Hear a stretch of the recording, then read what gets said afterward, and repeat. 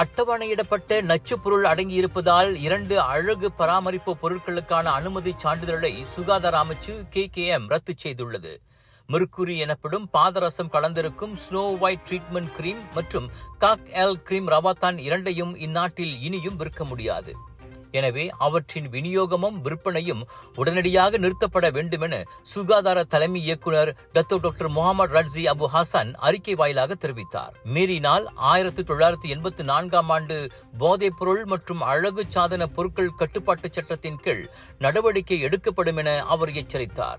Mercury உடலுக்குள் புகுந்தால் சிறுநீரகங்களையும் நரம்பு மண்டலத்தையும் பாதித்துவிடும் என்பதாலேயே அதனை அழகு சாதன பொருட்களில் அதன் பயன்பாட்டுக்கு தடை விதிக்கப்படுகிறது.